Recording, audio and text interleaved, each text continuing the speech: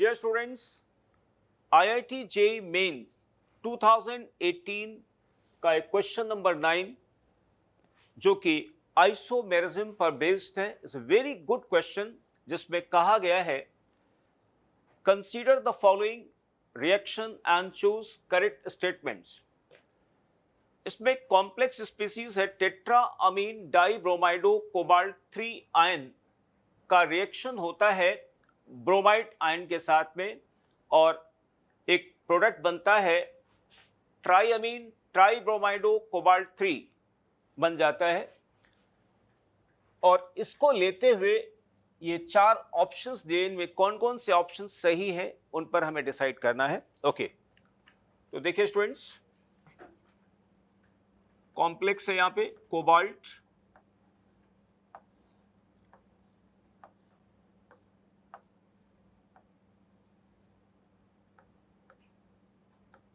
Bromide,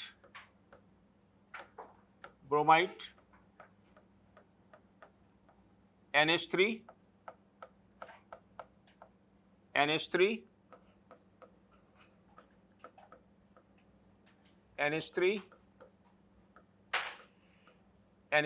okay?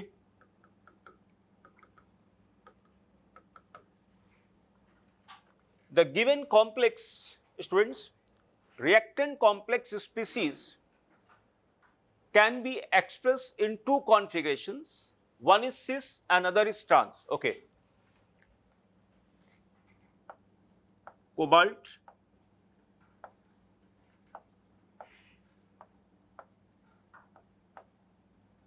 Br minus,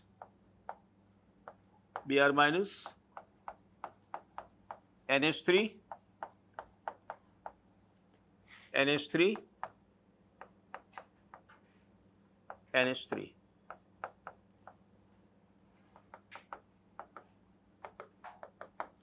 This is trans and this is cis. Okay? Students,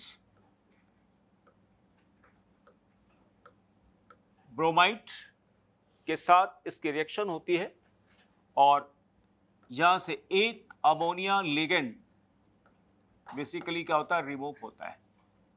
okay, एक ammonia remove होता है। देखिए students, इस सिस configuration से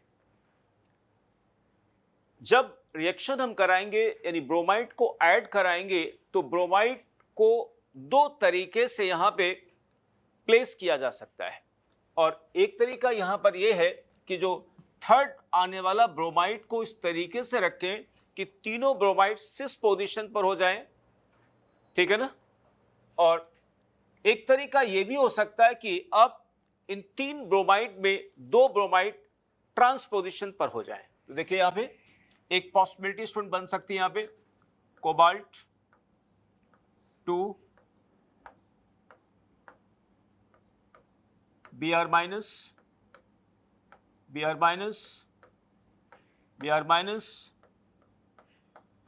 NH3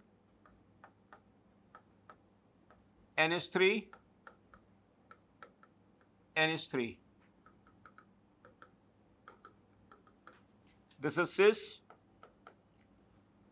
एंड प्लस एक पॉसिबिलिटी और हो सकती है cobalt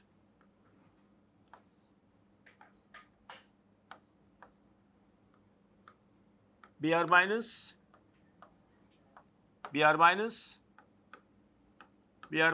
okay, NH3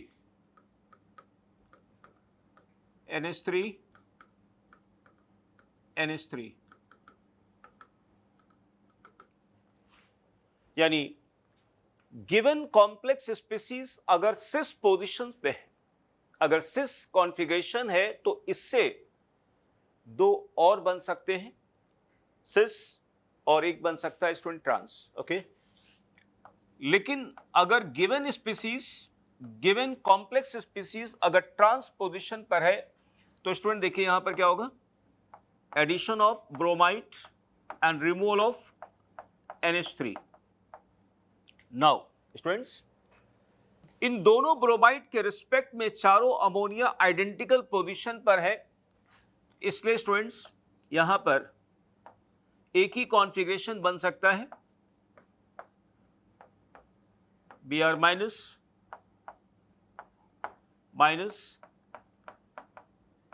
NH3, Br minus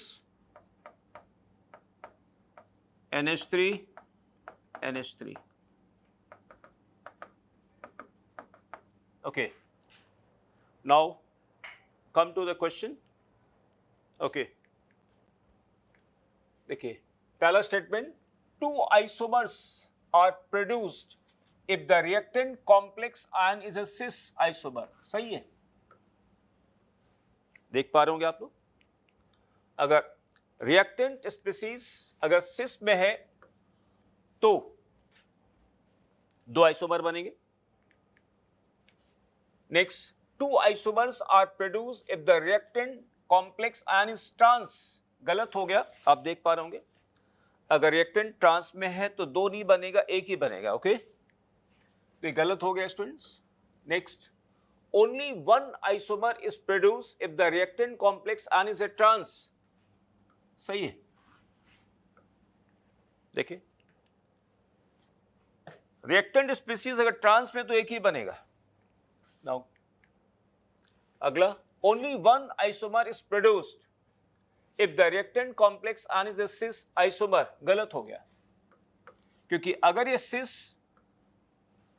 configuration में है तो आप देख पा रहे होंगे दो बन रहे हैं. ओके, तो स्टूडेंट यहां पर फर्स्ट एंड थर्ड, तो first and third answer is C. Now students, next question, the oxidation states of chromium in given complex species respectively. देखिए ये तो बहुत सिंपल है स्टूडेंट्स. देखिए यहाँ पे कैसे, क्लोराइड आयोनाइजेशन स्फीयर में है तो -1 मल्टीप्लाइड बाई 3, तो यहां पर आ गया +3. ठीक है ना, 3+. ओके, और यहां पर कितना आ जाएगा, +3.